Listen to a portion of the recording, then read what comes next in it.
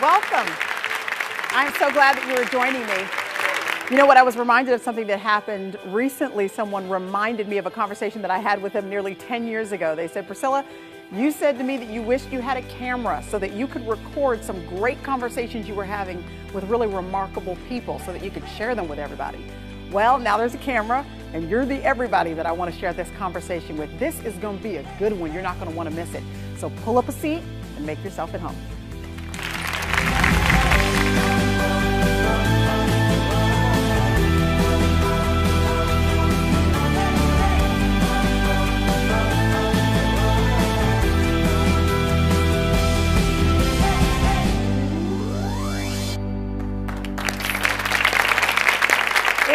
Good day to be here.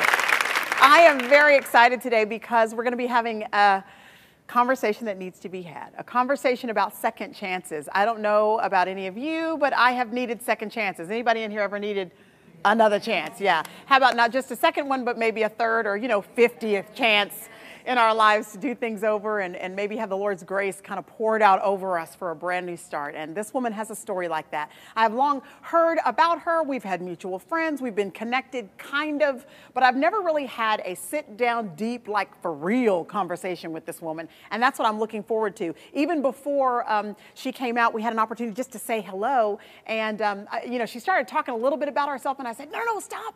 I want all the good stuff when you get in this seat right here. And so I'm excited to get to all the good stuff. Would you please help me to welcome Pat Smith?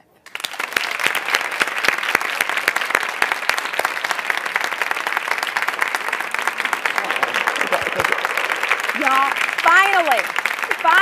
Yes. I'm so glad that you're here. Girl, I'm so excited. I don't know if I told you this, but about 2 years ago, you always got a little testimony.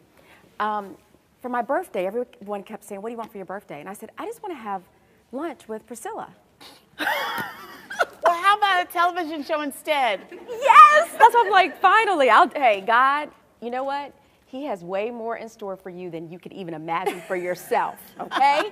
Y'all better do an amen on that one, okay? Because I'm not having just lunch, but I had dinner and now this. Well, we live in the same town. Yes. And we had to travel out of town and sit down in front of cameras to actually get together, which is crazy. Yes, but it's good because if we would have gotten all that stuff out over lunch, then I don't think this interview would be as authentic as it's getting ready to be. Exactly. Is there anything I can't ask you, Pat? Oh, no, I'm an open book. We love open books, don't we? Yeah, I mean, like, are y'all good with that? Like, I just believe that when you come together, especially with other women, that it needs to be authentic and real and transparent. Yeah. Because why not? I mean, like, you're wasting the time if you don't really share. I agree. Heart to I heart. completely So agree. that's my commitment, that I'm coming to share heart to heart and be real. And that's honestly what your book is all about, which has just recently been released just in the last few months, right? It was actually, it's May. In May. Yeah, it was my first book. So I had no idea what to expect, and so it's been a pretty interesting journey. Yes. At first, I was like counting, like, okay, how many did we sell today? How many did we sell today? And then I just said, no, it's not about that. Yeah, because it becomes less and less important, especially when a book like yours, which is a memoir, really it is about your life. It is the story. It is the coming clean. It's the opening of your heart, the opening of your story, because you really want other women to be encouraged by your story. The name of your book is?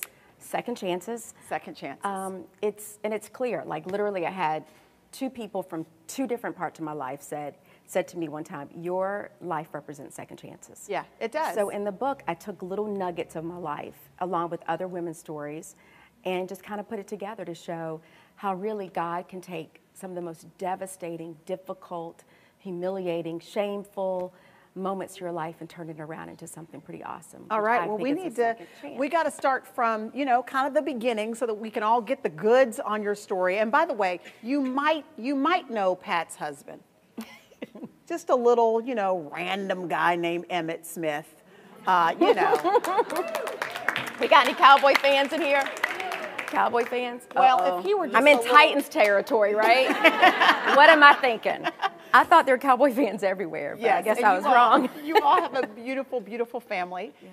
But it's been a little bit of a journey in your life to get to this place where forget even your spouse, forget the career that you have now and the book that you've written, but just to get to a place of internal settledness. Yes. So take us sort of back, sort of at the beginning. Here you are, you're in these beauty pageants to start with. Now, I heard you were a beauty pageant. Not really. Are you serious? Not really. See, I did it because I was like, maybe I can get some scholarship money to go to college. That's why I was doing it. Right. But I didn't ever do the ones that had the beauty. It was more like maybe like a talent, or maybe like you had to do a little monologue or something. But you could just walk out there in a bathing suit. I mean, you look like a China doll. Listen to you. So you're wrong for that. You do look like a China doll. Doesn't she kind of look like? No. Yeah, I mean, it is what it is. Well, you know, and just say thank you. Okay. I'm telling you, I really struggle with it. I'm learning to say thank you because you know what I've learned, and I'm gonna get all over the place. Just bring me back in. Okay. I've learned that if you don't feel it on the inside, I know. No matter what other people see, it doesn't matter. That's right. And so for so many years, I didn't feel it. Yeah. And so when people, even with pageants and the whole nine, they said it made me so uncomfortable. And I go, no, but my. Yeah. And then my husband said, baby, just say thank you. Just say thank you. And now we do make excuses for ourselves, don't we? Or we talk ourselves out of compliments. We have a way of when someone says, you're talented in that area. Well, I mean, not really, you know. Right. We kind of want to work our way around compliments. And so that sort of is a spotlight that shines on the part of us where we feel a little insecure. Oh, or we've got a little intimidation. Huge insecurities. Okay, so you're winning these pageants because you went all the way to the Miss, is it Miss USA? Miss USA. Yes. So you are in the Miss USA pageant as Miss Virginia. Miss Virginia. Yeah. And you're in this pageant at this level, and what are you feeling internally? You've already got titles, you've already got recognition, and how old were you at that point? I was 22. Okay, so you're 22 years old. Tell me how Miss Virginia at the Miss USA pageant is feeling internally and the struggles she's facing. Okay, so let me back up a little bit. So that same year, I lost my mother to breast cancer. So my mother fought for about 5 years. She was diagnosed my freshman year in college. I was 17 years old. My mom was like that kind of mom that she's your rock. You know, she just tells you what to do, how to do it. My father was a great dad, but my mom definitely like ran the house, right? So when I found out she was diagnosed back in '88, breast cancer back then was like a death sentence for a lot of people. And I already kind of took that on, that I'm losing my mom. Like, she won't be there for my first wedding, and she won't be there to help me through the birth of my first child, you know? Mm-hmm. And I really suffered with that all the way through college, and then after I graduated, which was her dream, she passed after that. So she passed, I immediately learned how to put on a mask because it hurt so bad that I just could not take it on. So it was easier to just mask the fact that you were hurting than actually be open with anybody. There was nobody in your life that you could sort of be clean with about how you were really feeling? No one. Okay. I had one, the night, I mean, of course I cried and I was hurt. The night after her funeral, I remember just having like just that ugly, ugly, ugly cry moment. Mm-hmm. And then it was like, oh, put it back on. Yep. And now that I'm older, I can see what it was. I felt whole with her. Mm-hmm. You know, and without having a relationship with Jesus Christ back then, to me, she was everything. So to have her taken away, I was broken. Okay. I felt broken. So here you are standing up on this platform. You feel broken on the inside. Mm-hmm. And then you didn't win the pageant, the Miss USA pageant. You were what place? Y'all, okay, I'm going to call it, it's called first runner-up. I call it second loser. I'm sorry, girl. If you don't win, it ain't no ups, no third, whatever they want to call it, third place. You don't win. And they give you your flowers, and they escort you off the stage, and then they bring the winner on, and they give her beautiful tiara, and, you know, it's over. You just feel discarded. I mean, it's like literally like that little, I had a dream as a little girl at that moment, and it was just like dashed. Swept away. Dashed. So people say, so how did you handle that? I said, I went home, and I had a Whopper with extra onions cut in half, a large fry, and a chocolate shake, and then I was depressed for like a week or two before the first phone call came.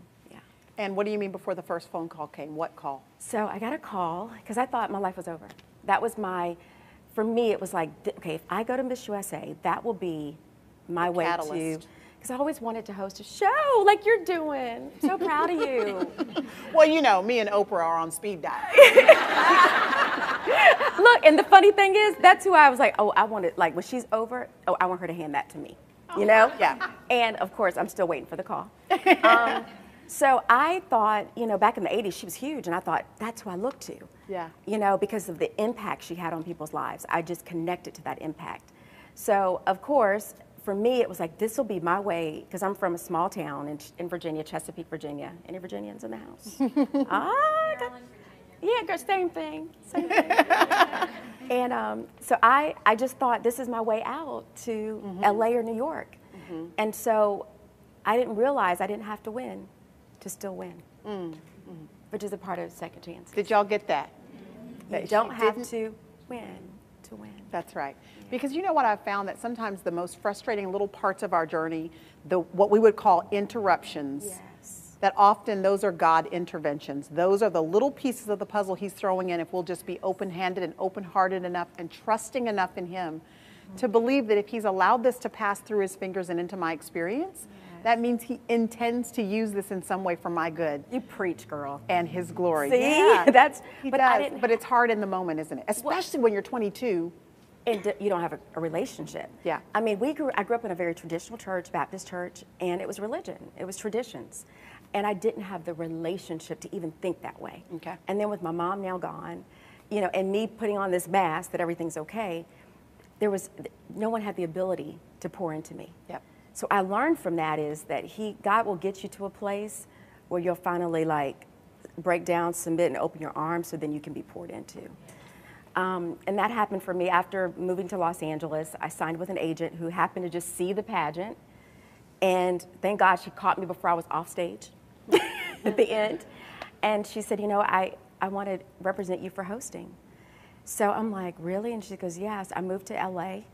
Now this is where the problem came. When you have a void, like I had, which was my mom, right? And I'm covering it all up.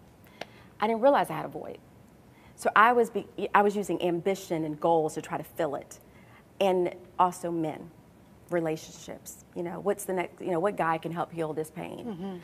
And I reconnected with an ex-boyfriend who was an actor and comedian at the time and really was on the rise with his career, but was still young in LA. And we just, I know y'all gonna think I'm crazy, and I probably was a little cray-cray at the time.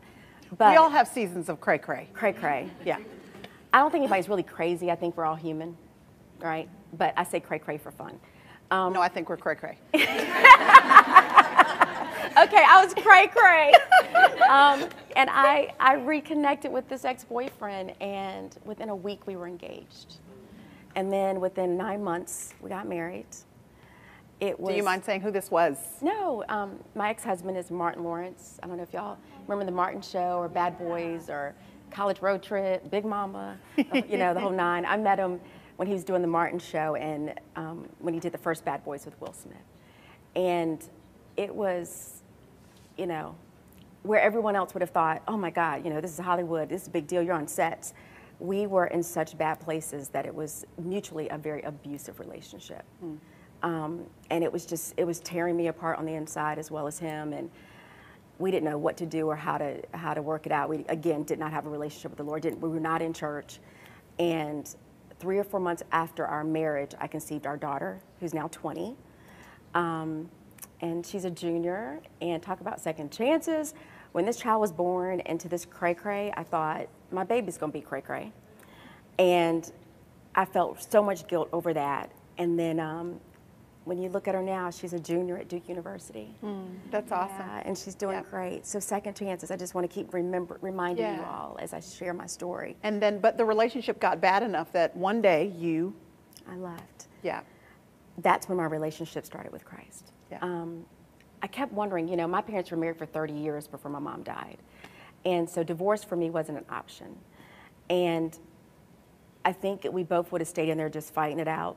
Now, mind you, we were living in Beverly Hills, wonderful, beautiful home, but the inside was cray-cray. I signed a prenup. I'm real open about telling people, because people say, well, Dad, you were married to a movie star. You should have been fine. But no, I signed a prenup. So you left with nothing? Nothing. Credit cards were cut off. Checking accounts were shut down. I did have a car, and I had whatever cash was in my pocket, and my most prized possession, which was my baby.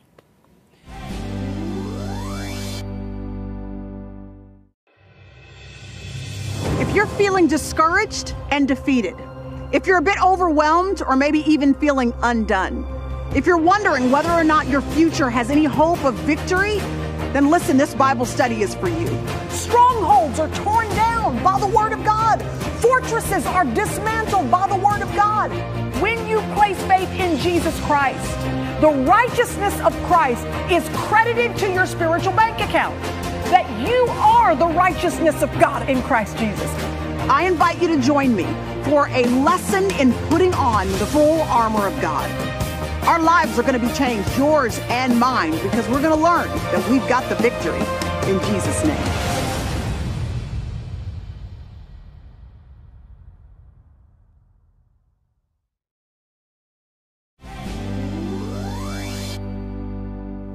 So you left, and just tell us sort of, the nutshell version of from that place in your early 20s to now. The Pat that we see whole and healthy sitting on this stage, what did that journey entail? How did you get to this place of wholeness and health after such brokenness? I will tell you, and I will always be grateful to my sister. That's why I love women and sisterhood and friendships, because my sister, she's the one who flew to LA to be with me when she realized what was going on, and she's the one who talked me into going to church. And it was a Wednesday night Bible study where I made the decision, walked to the altar and gave my life to Christ. And my life has not been the same since. So that was my start of my journey. Now, I tell people all the time, just because you give your life to Christ does not mean all troubles go away. No, it doesn't. But now you have someone who's going to always be there, right? Right? Always there for you. And he just took me up, took me under his wing and just carried me along. Things got easier, but it was still difficult. I met my now husband, Emmett, in a crazy way in Aruba on a vacation, and a mutual friend introduced us. At a time I was not looking for a man, and definitely did not want one that was high profile. Mm-hmm. You were done with that? Done. Yeah. So, all that glitters is just not gold. No. And I kept telling people, I just want like a man from Idaho. Like, nothing goes down. No offense to anybody who is watching that is from Idaho. No, like, I think, if anything, you all should feel great, because y'all's stuff is not blasted on CNN like shootings, and I mean, it was just like, Idaho. It's just so simple. Simple, right? And I just wanted this sweet man who's just going to love me, and we'd raise our kids, and no drama. And I meet Emmett. And I'm like, no. But there was a connection. And I told him I wasn't ready. I'd just gone through a divorce, and I had a daughter, and I thought that would make him run. How many years separation was it between your first marriage and meeting Emmett? Years? Talk about a month. 1 month? Yeah. So it's a 1 month time period, and you're meeting this guy that you feel a connection with. Did you want to just run for your life? I did. I literally ran. So, I know, look at you. So you don't know all this. She's going, oh my God. So no, this is what of course, it was 6 months before the divorce was final. Right. So our divorce was final in April. I literally met Emmett in May. Now, ladies, do not do this unless God, calls it that way. But that's how he called it for us. Mm-hmm. And when I met him, I thought, literally, I said, I'm not ready. I just went through divorce. I have a daughter. I thought he would run. He didn't. And he said, I'll be patient with you. Let's just be friends. And to the point where I wouldn't even give him my number, and because I was in therapy at the time. That's the other thing. Don't tell a new guy you meet you're in therapy. Okay? Smart move on my part. I just told him I needed time. But I promised my therapist when I went on this vacation, I would not give my number out. That was kind of our commitment, so that I was not trying to fill voids. So I kept the commitment, but she didn't tell me I couldn't get their number. So. That's not even right. It worked. Priscilla, it worked. So he gave me his number, and then he said, if you choose to call me when you get back, call me. So when I got back to LA, of course, I waited a day. And I called him. So do you think that you, in a way, sort of circumvented the process that your therapist was trying to encourage you to go through? You know what? No, because then she became our therapist. Okay. So she began to work with the two of you together. Absolutely. Together. It was important. I said, if you're going to be in my life, this is a part of it. I mean, again, don't tell him when you meet him, but just slowly introduce it. And And he loved me enough to do it. And then I'll tell you, and I talk a lot about it in the book. Because there's a lot of health in counseling. There's a yeah. lot of health. It's like changing the oil in your car. You know, you don't wait until it's like at the bare end, you know, just unable to function before you take care of your car. It's kind of an ongoing maintenance, a proactive conversation. And a lot of therapy, especially for women, happens amongst friends over a cup of coffee. Right. With just someone who's older, wiser, more mature, who can help you to sort through some of the things that are going on in our life. And I think sometimes that idea of counseling and therapy scares folks away. It makes us feel like in some way that's just for certain kinds of people with certain kinds of issues. Right. While a lot of us are going home and suffering heavily with depression or things that are Anxiety. really discouraging us. We can't sleep at night. Relationships. Yeah, because we just need to have an open conversation. So I appreciate you saying that there's health there for you and for you and a spouse. Oh, absolutely. We've been in counseling since. How long have y'all been married? 16 years. 16 years. years. And tell us about your family. So we're a blended family, and so part of in the book I talk about, because again, just because I met this wonderful guy in Aruba that, you know, had a big, you know, nice smile, pretty eyes, could dance his off. If y'all watch Dancing with the Stars, y'all know that, right? Okay. Did y'all vote? I always love when people vote because I'm like, okay, we're doing this, you got to win. Like, this is too much for me. But so anyway, we really connected and came together, but during that dating period of 3 years, we went through a very difficult trial because I was in LA, he was in Dallas, and we're both seeking the Lord, but I had really just put him on too high of a pedestal. I made him Mr. Idaho, right? Mm-hmm. And he was really Emmett Smith, very human. And so he conceived a child with an ex-girlfriend during that time. So talk about forgiveness. So I tell people you cannot truly have a second chance of anything until you forgive yourself and then you forgive that person.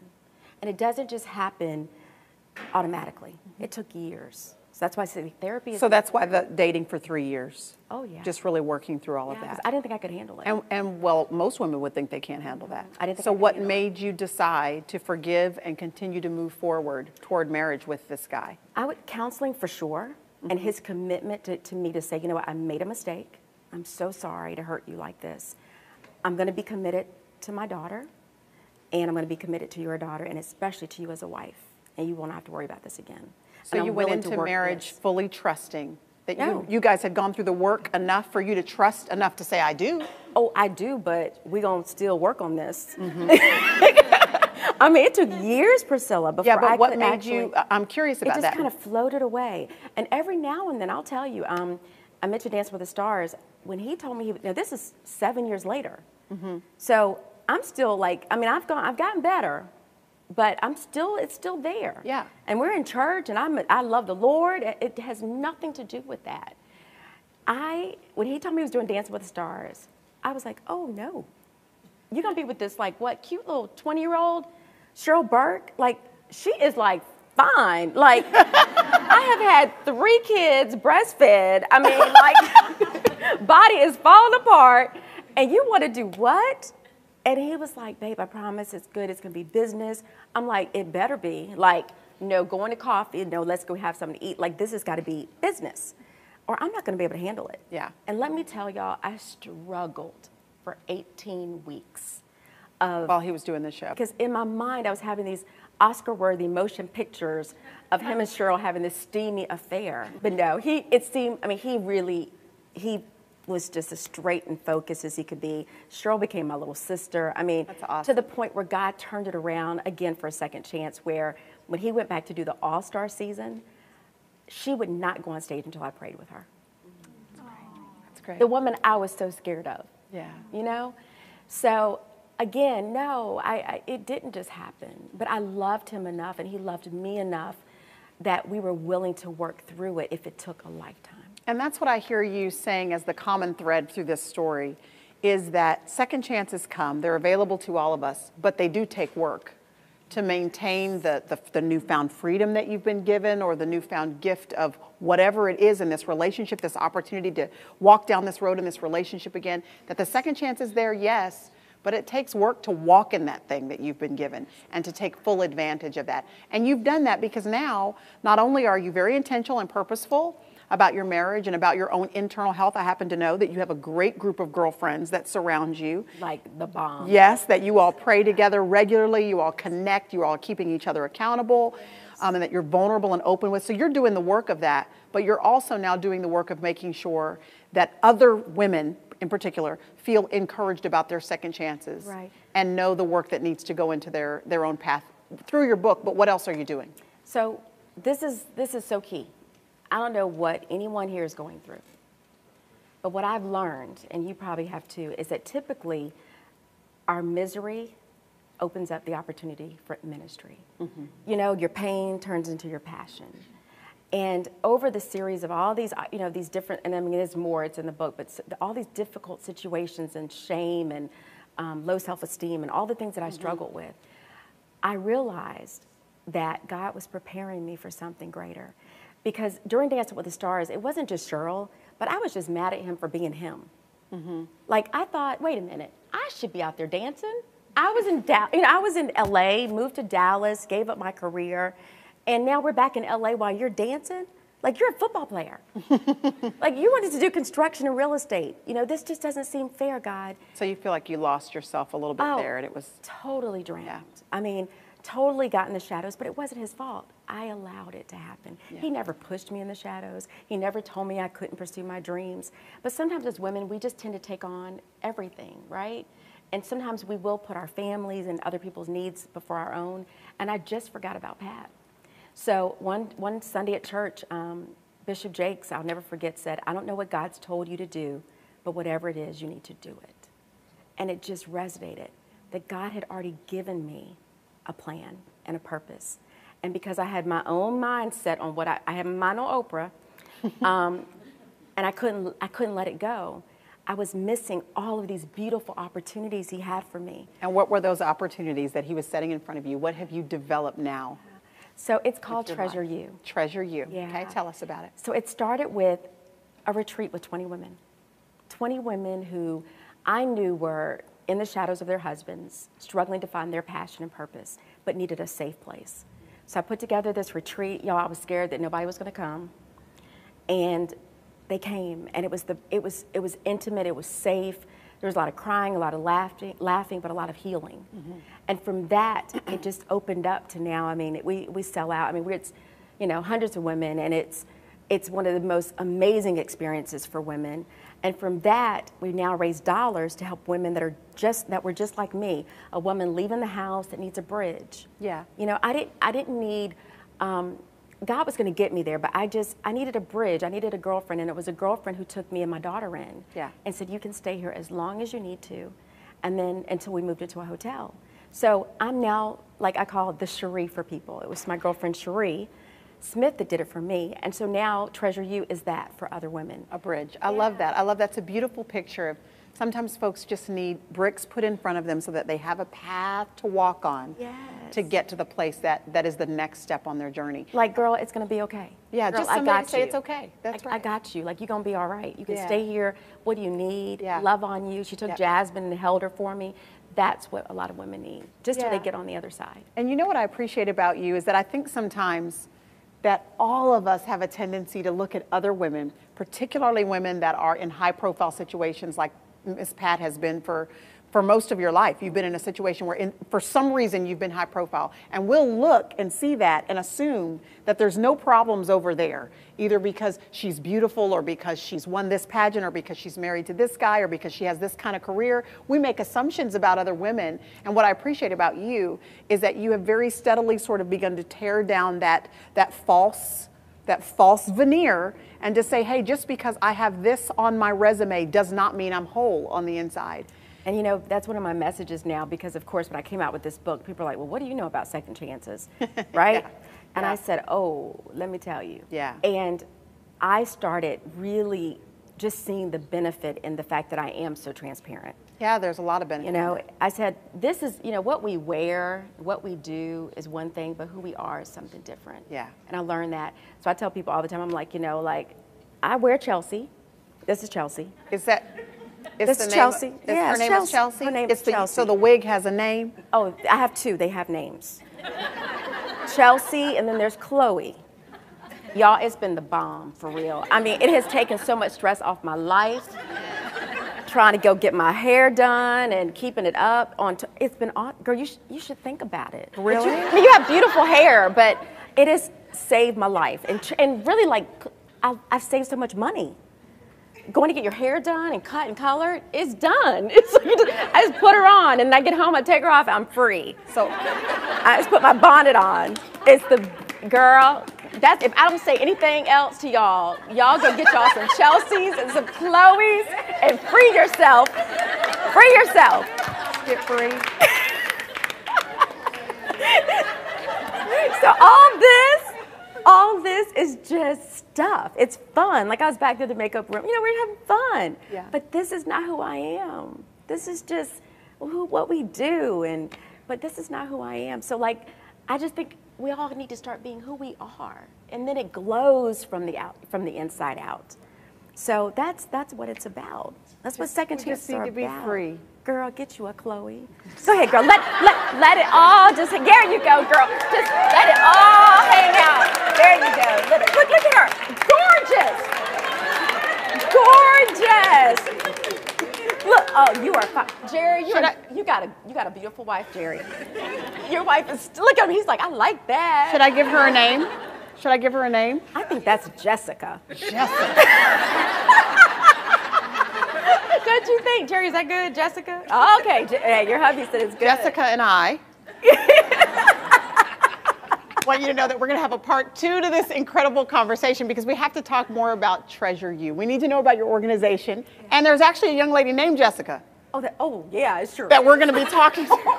Jessica, don't take offense. Don't take offense. Jessica's laughing back there, but yes. We're going to have a conversation with her because Treasure You has changed her life and really helped her to have a second chance and a second opportunity. So everybody just, you know, as you're sitting there relaxing, just let your ponytail holder out. Just go ahead and be free, give your hair a name, and then thank Miss Pat for being with us today.